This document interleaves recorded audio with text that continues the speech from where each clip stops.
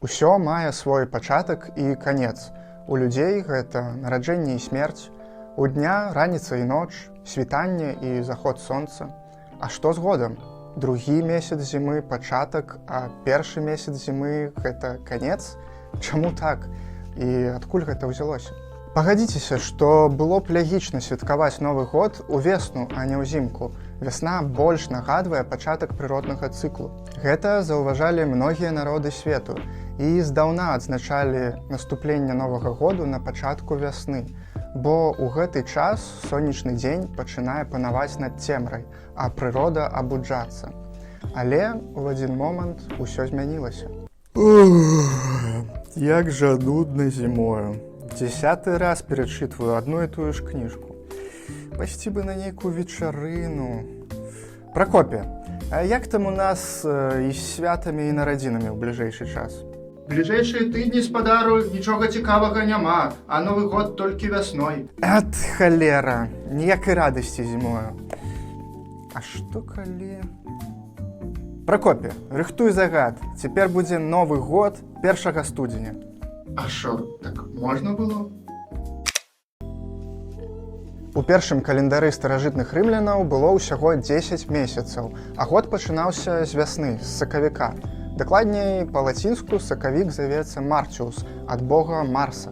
Месяц септэмбр у гэтым календары быў не 9, а 7 ад слова септем.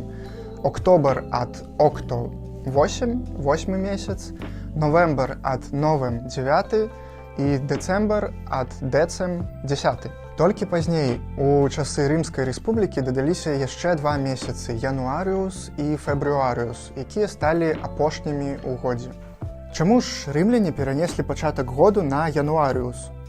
Бо ў пэўны момант, у 153 годзе да нашай эры, на пачатку другога месяца зімы пачалі адбывацца інаўгурацыі новых консулаў.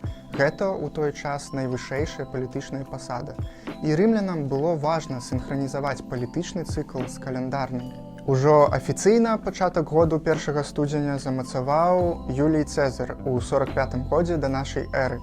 А юліанскі каляндар, як вы ведаеце, быў асноўным на большай частцы заходняга свету звыш за 1600 гадоў. Потым яго замяніў грыгарыанскі каляндар, які зрэшты пакінуў пачатак году ў сярэдзіне зімы. Гэтак палітычны цыкл у старажытным Рыме паўплываў на тое, што дагэтуль амаль уся планета адзначае Новы год 1 студзеня. Бальшыня еўрапейскіх моў запазычылі назвы месяцаў з лаціны, але беларуская ў гэтым пляне асаблівая. У нас ёсць свае народныя назвы месяцаў. Каротка нагадаю, як іх можна запомніць. Студзень ад сцюжы, люты – лютыя маразы, сакавік ад бярозавага соку, красавік ад красак палявых кветак, май, травень ад свежай травы ці першай зеляніны, чэрвень ад чарвякоў, з якіх рабілі чырвоную фарбу, ліпень – у гэты час цвіце ліпа, жнівень – час жніва, збору ўраджаю, верасень – квітнее верас, кастрычнік – час апрацоўкі лёну, а кастрыца – гэта адкіды ад яго, лістапад – падае лісце, снежань – ад снегу. Старажытныя славяне жылі ў гармоніі з прыродай. Іх каляндар быў звязаны з астранамічным і земляробчым цыкламі. Таму новае кола жыцця пачыналася з вясны, калі прырода абуджалася. Важным элементам адзначэння пачатку прыроднага цыклу было гуканне вясны. Таму гэтыя, можна сказаць, навагоднія абрады працягваліся амаль месяц.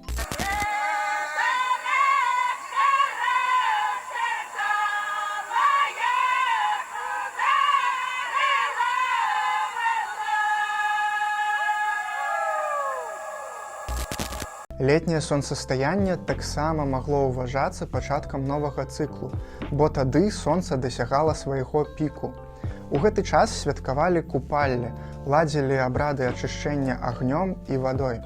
Дарэчы, ведаеце, адкуль пайшло слова купаллі?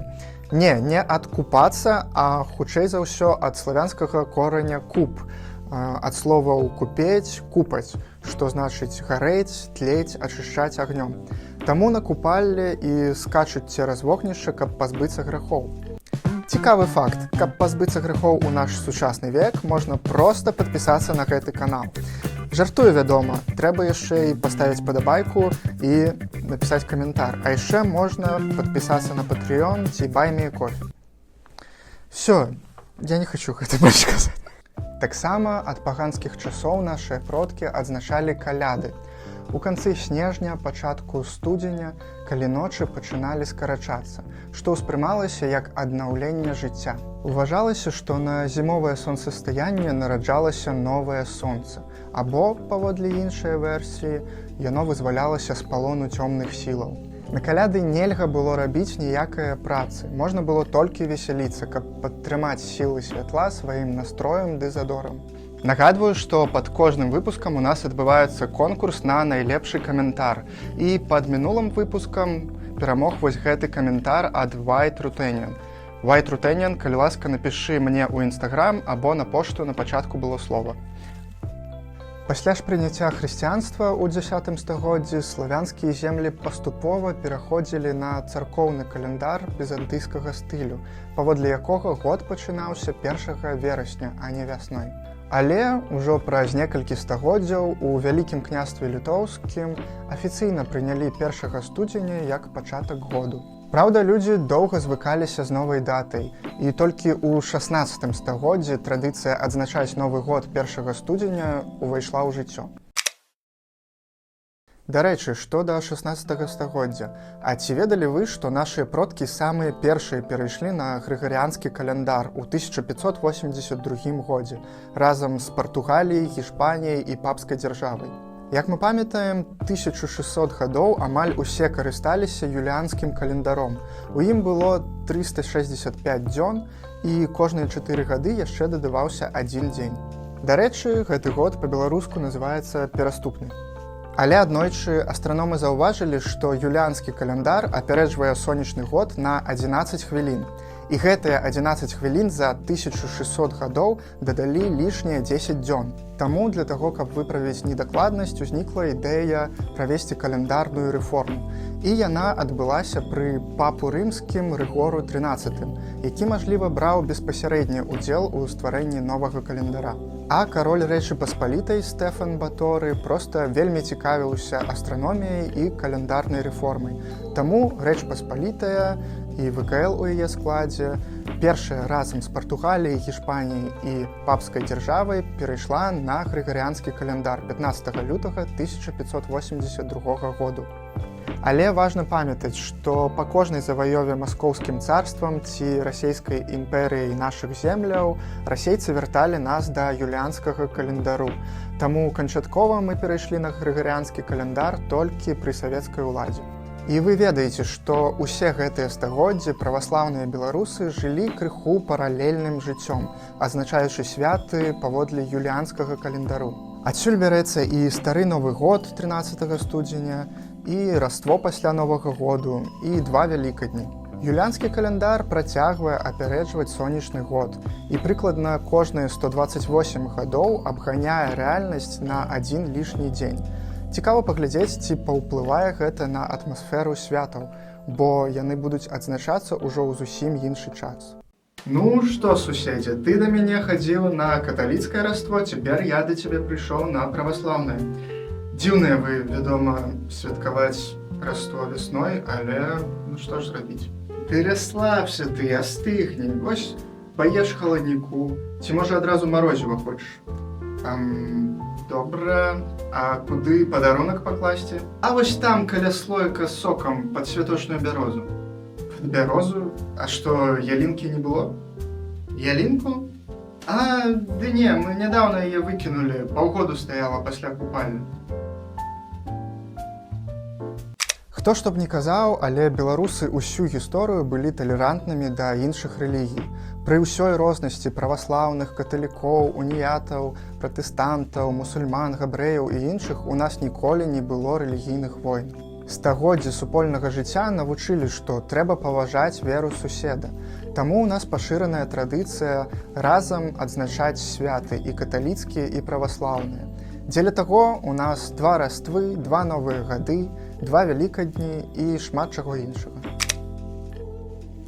Усё мае свой канец і пачатак. Вы цяпер ведаеце, адкуль узяўся пачатак году 1 студзеня. І чаму вясновыя рытуалы, такія як гуканне вясны, можна ўважаць за святкаванне Новага году.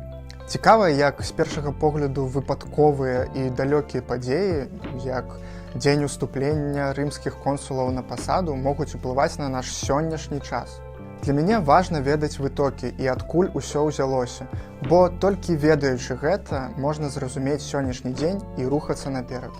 Калі вам спадабаўся выпуск, то падтрымайце канал донатам або вашай актыўнасцю. А з вами быў Ілля Сіўцоў, і на пачатку было слова. Бывайце!